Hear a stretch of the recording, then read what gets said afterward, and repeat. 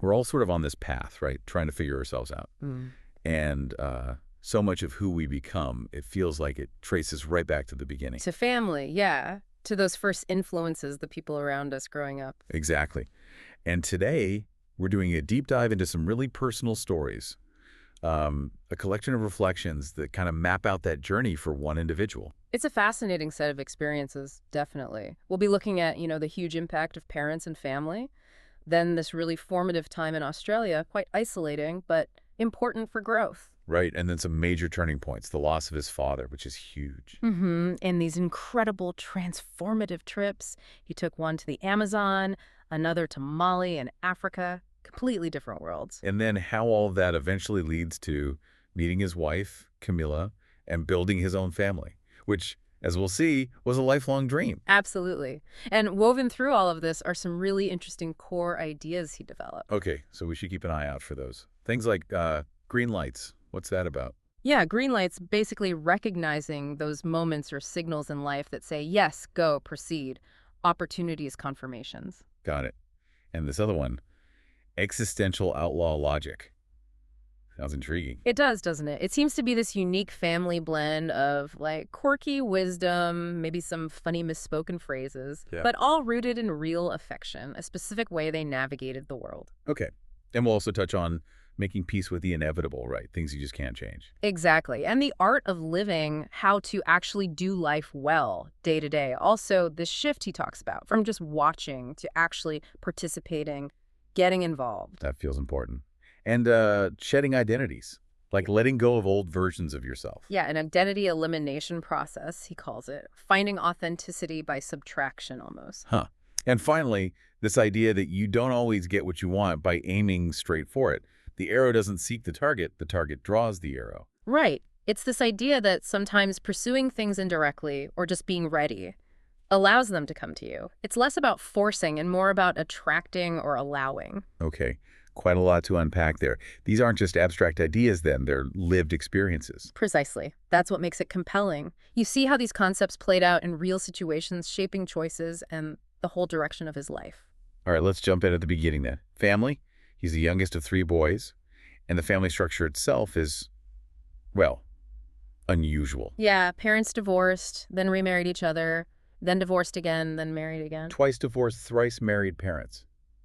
Wow, that's a lot of history right there. What does that tell us, do you think? Well, what seems clear, despite all that back and forth, is that love was openly expressed. It wasn't maybe a conventional setup, but the emotional connection, the affection, that seems to have been constant. So love can find a way, even in complicated structures. It seems so. But it wasn't like there were no rules. Discipline was definitely part of the picture. Oh, yeah. The story about getting whipped for a Cracker Jack temporary tattoo. And the parents literally packing his bags when he, as a teenager, threatened to run away. That's quite a move. Like, okay, you want to go? Go. What kind of lesson is that teaching? Maybe something about consequences. Or the weight of your words. Like, don't just posture. If you say it, mean it, and face the reality of it. It's a very direct approach. Very direct. And even his arrival into the world wasn't straightforward. His dad's first reaction. Don't name him Kelly. That was the one request. Not exactly welcome, son, is it? Yeah. But despite that, he always had this deep desire to be a father himself.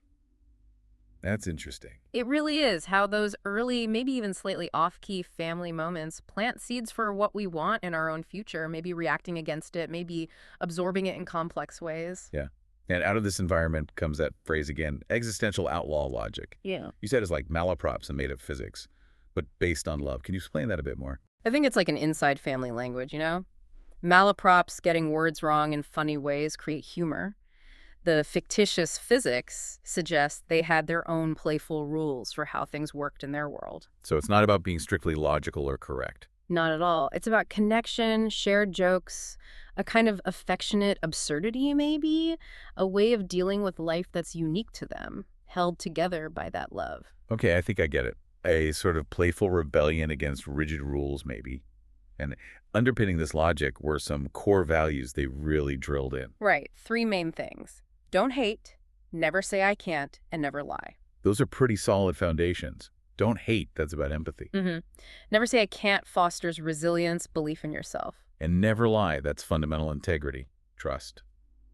Powerful stuff to grow up with. Definitely. And they made a distinction, didn't they, between rules that were hoped for and rules that were expected. Yeah, what's the difference there? Well, expectations usually come with consequences if they're broken. Hopes are aspirations. So the expected rules were the non-negotiables. Break those, and there'd be a real reaction. It clarifies the bedrock values. Makes sense. Now, his mother, she sounds like a force of nature. Oh, absolutely. Surviving cancer supposedly on aspirin and denial. That's memorable. It's either immense willpower or a very unique coping strategy. And this attitude of, I'm going to, before she can, what's that about? It suggests someone who wants to be proactive, maybe stay ahead of things, be in control. Perhaps a way to manage vulnerability by taking charge. And her ideas on ownership and plagiarism, if you really get something, it's yours. Yeah, that's a wild take. It really emphasizes deep understanding over just, like, citing sources. Yeah. Value the internalization of knowledge. Maybe builds confidence, but definitely unconventional. You could say that. And forgetting regrets by morning, that's practically a superpower. Wouldn't we all love that? Just waking up with a clean slate emotionally. A remarkable resilience, really. Then there are stories about the brothers. Mike's haircut rebellion. Oh, yeah. The Jesus had long hair defense. And the dad's comeback. Driving miles past the school saying, "Good Jesus walked everywhere too, boy." Classic. It shows the dad's stubbornness, his very literal sense of humor, and just an iron will, really. Not going to argue, just going to make the point physically almost. And that relationship intensity comes through again with the physical fight over a business deal. That's pretty extreme. It really is. Shows high stakes, passion, maybe volatility. But the fact they could move past something like that also suggests a really deep, if complicated, bond. But there were positive sibling influences too, right? His brother Pat as a mentor. Definitely. Pat seems like a key figure. And even the weird stories, like the truck and the public urination contest. Yeah, bizarre. What was that even about? The father's competitiveness, maybe? And a strange way of showing he believed in his sons, that they could win at anything, even that. Fatherly pride expressed in a very particular way. Very particular. And Pat being protective, threatening the golf coach, that shows strong family loyalty. Absolutely. Looking out for each other, that really comes through. He also calls himself a mama's boy, partly because his dad traveled so much for work. Right. So those moments with his dad, though maybe less frequent, became really cherished. And you get that contrast with his dad's hands able to hurt, but also to heal. Like the story of reviving Lucky, the pet cockatiel. Mouth to mouth on a bird. It's an incredible image. It shows this unexpected tenderness, this capacity for decisive care alongside the sterner side. Really humanizes him. Definitely. Then there's the treehouse, a 13-story treehouse. An epic summer project. And the way they got the lumber, maybe not entirely by the book. Suggests resourcefulness, or at least determination. But building that, the accomplishment. Yeah. You can see the connection to making the movie Mud years later. Totally. A massive self-driven creative project early on. It teaches planning, problem solving, sticking with it. That experience must have been foundational for tackling something like a film. Even dealing with teenage acne becomes an opportunity for his dad. Right. Let's sue the oil of mink company. Always looking for an angle, a solution, very entrepreneurial spirit. That early phase ends with him realizing the cool red sports car wasn't really him, going back to the truck. Yeah, that's a big moment. Choosing authenticity over image. Realizing that value comes from effort, from being yourself, not just looking the part. A move towards substance. Okay, so that's the foundation. Then a massive shift. He goes to Australia as an exchange student. And the arrival sounds less than smooth.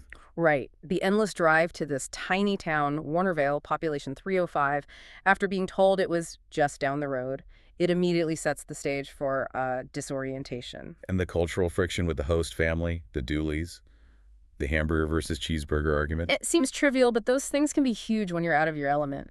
And the big one insisting he called them mom and pop. Oof, that feels like a boundary being pushed hard. Definitely. Those are really personal terms tied to your actual parents. Being forced to use them for others felt like losing a piece of himself, his anchor to home. School wasn't much better, apparently. Socially awkward, feeling out of place. So he retreats to the library, discovers Lord Byron.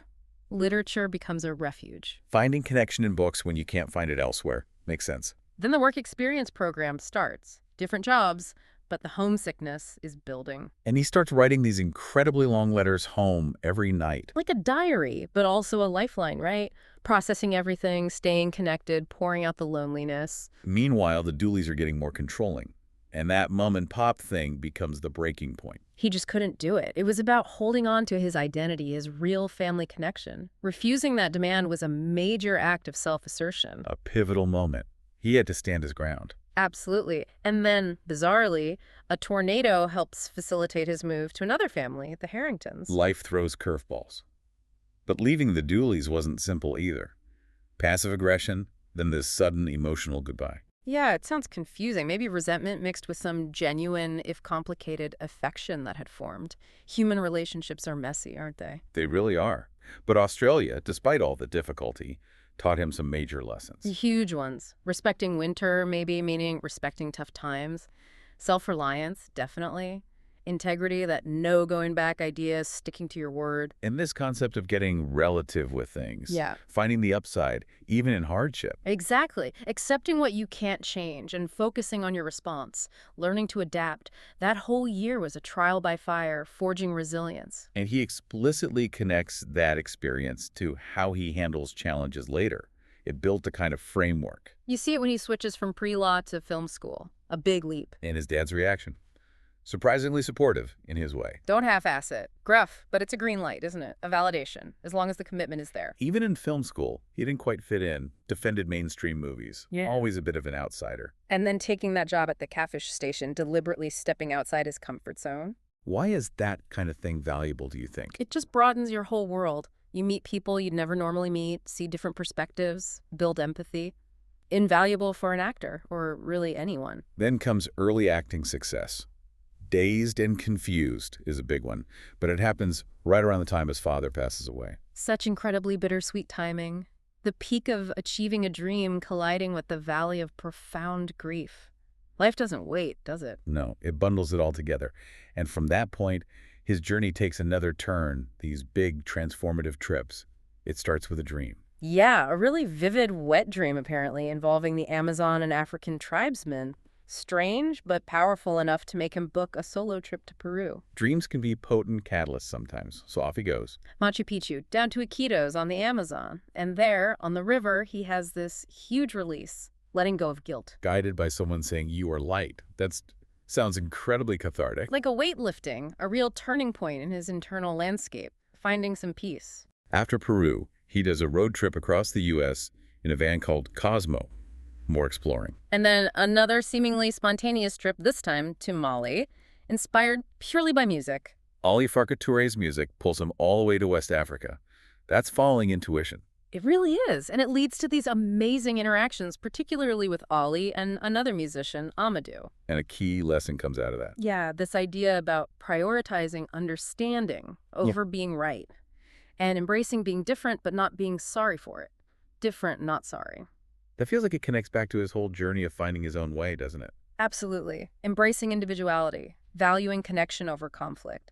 He said he felt more at home after Mali, less tolerant of superficial stuff. Like these experiences were stripping away the non-essential, refining his values. Exactly. Deep cultural immersion often does that. It clarifies what really matters. So he's done all this traveling, all this self-discovery. What happens next in terms of relationships? Well, there's another significant dream, a red light vision this time, of being a lifelong bachelor. Almost like he needed to fully imagine that possibility. To realize he wanted something else. Perhaps. Yeah. Because not long after, he meets Camila at the Hyde Club in L.A. And the meeting itself was kind of chaotic, right? Hilariously so. His car got towed, he had no driver, she didn't recognize him at first. It sounds like real life, not some smooth movie scene. Sometimes the best things start messy. Mm-hmm. And connection was just there. Seems like it was pretty instant and natural, which led to him inviting her to Australia while he filmed Fool's Gold. And then asking her to move in with him. A big step. Huge. And when he asked her what she wanted out of life or the relationship, her answer was just one word. Change. Yeah. Simple, profound, and showed she was ready for the adventure too. So they embrace change, move into an RV park in Malibu. A conscious choice, it seems, to simplify, maybe focus on what's important, as they decided to start a family. And on the moment he finds out Camilla's pregnant, that lifelong dream. Finally happening. Pure elation, apparently. Fatherhood was the role he'd always wanted most. Beautiful. Though his mom's initial reaction wasn't quite so elated. Huh. No, sounds like it was quite dramatic. Maybe negative at first. But she came around. With a whiteout apology note, apparently. That's the story. Perfectly quirky, Very her, it sounds like. Shows that family acceptance, even if it takes a minute. And around this time, he makes another big decision, shutting down his production company and record label. To focus entirely on family, that's a major shift in priorities. Putting fatherhood front and center speaks volumes. Then their first son, Levi Alves McConaughey, is born. And there's meaning packed into the name. Yeah, connections to his journey, to a Bible verse, even to a carving he got in Mali, weaving his life experiences into his son's identity from the start. Wanting that continuity. And then more children follow Vida Livingston. His family grows. And solidify that role as a father. And interestingly, this period coincides with a real shift in his acting career, too. The McConaissance, right. Moving towards more complex, dramatic roles. Exactly. Less focus on the romantic comedies, more on challenging parts, even if they weren't guaranteed hits. Aligning his work with his personal growth. Like Ron Woodroof in Dallas Buyers Club. That required incredible commitment. Physically, the weight loss was extreme, but also emotionally meeting Woodroof's family, reading his actual diaries, really immersing himself. That dedication shows. And even getting a role in The Wolf of Wall Street came about unexpectedly during that prep time. Yeah, life has those strange synchronicities. And finally, even the proposal to Camilla wasn't typical. No. Framed as launching a new, courageous expedition together, not just settling down. And their wedding blended different spiritual traditions. Very them. It sounds like they built a partnership based on adventure, authenticity, and mutual respect. That really seems to be the essence of it. So the journey brings him to this place of fulfillment in family and meaningful work, grounded by all those past experiences, the highs and the lows. It's quite a trajectory. From that unique Texas upbringing, through the challenges in Australia, the soul-searching travels, to building this life. It really shows how all those pieces contribute to who you become. So wrapping up this deep dive, what are the main threads we've pulled? Family influence is huge, obviously. Undeniably. And the power of facing challenges, embracing change rather than fighting it, learning from hardship. And that twin need for self-discovery, both going inward, reflecting, but also going outward, experiencing the world, connecting with different cultures. Right. And ultimately finding that deep joy and purpose and connection, particularly in building a family. And those core concepts threaded through the Greenlights, that outlaw logic, learning the art of living. They all feed into navigating life with more awareness, maybe more authenticity. Which leads us to a final thought for you listening. We heard a lot of wisdom distilled into short phrases throughout this story. Things like the iconic, all right, or just keep living. Simple but profound. Yeah, and maybe some others that really stick out are, the problems we face today eventually turn into blessings in the rearview mirror of life. That perspective is powerful. It really is. And this one. When you can design your own weather, blow in the breeze. When you're stuck in the storm, pray for luck and make the best of it. Accepting what you can and can't control. And crucially, don't create imaginary constraints. How often do we limit ourselves unnecessarily? So much. So maybe the takeaway is to look for your own green lights, however subtle they might be. Try to get relative with the storms you can't avoid. And ask yourself, what imaginary constraints might you be able to just let go of? Food for thought.